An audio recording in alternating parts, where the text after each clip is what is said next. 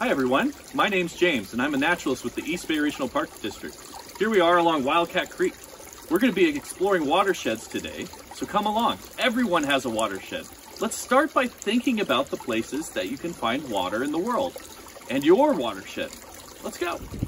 Hi there, it's Naturalist Morgan here at the Martin Luther King Jr. Regional Shoreline right next to the bay, one of the places that you can find water. Some of the other places that you can find water? The ocean has most of the water in the world, and we are close to the Pacific Ocean right here in the Bay Area. You might get water from a drinking fountain, or water might be found in a lake. We are lucky to be surrounded by lots of water near us, not just at the ocean, but also the San Francisco Bay, which mixes the salty and fresh water together. Water may make its way down drains and into the sewers, run into creeks and rivers, and even be tied up in a glacier closer to the Arctic and Antarctic, where it is much colder. Water evaporates up into the air as a gas when it gets warm enough and then condenses into a cloud.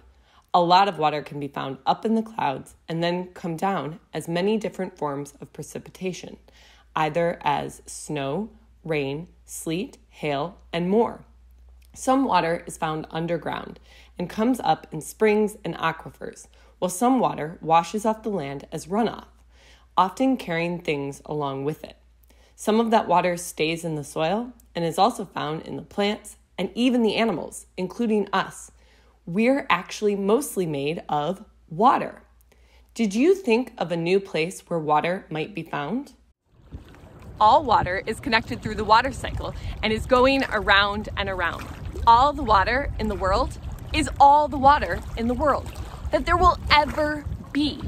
And it is traveling through the water cycle through evaporation from the bay, lakes, streams, and other bodies of water up into the sky, condensing as clouds and falling back down as precipitation and running off, transpiring from the plants and going around and around. The water cycle goes up and down and all around.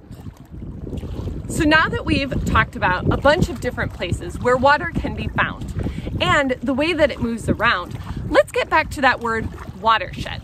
So we came up with that list of different places where we can find water. So let's talk about the word shed. Now in this case, a shed isn't a small building where things are stored, but think of it more like the way that a snake sheds its skin off of its body. In this case, it's the way that water sheds off the land. You can think of it like an umbrella with water rolling or shedding off of it, a rain jacket, or just like the model we made.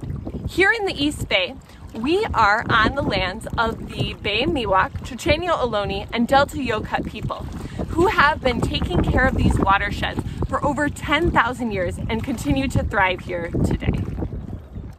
Let's take a look at another model of a watershed, this time using a naturalist as the land and a bunch of water.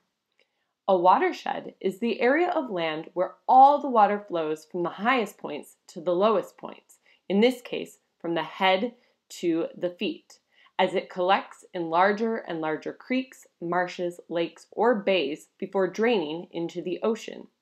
The different watersheds are determined by the shape of the land and which way the water flows, like we saw in our crumpled paper model, and as you can see here, as the shape of the land changes as the naturalist moves around.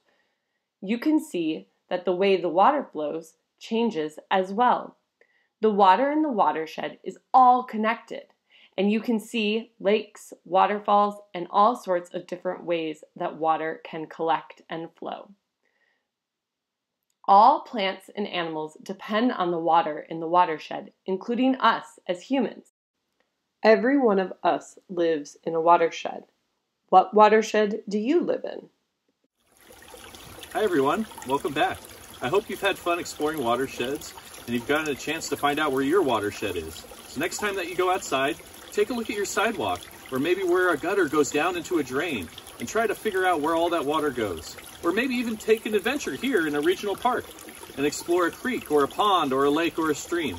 So I hope you've had a fun time today exploring watersheds, and remember to respect our watersheds and where water goes and take care of these places. Have a great time.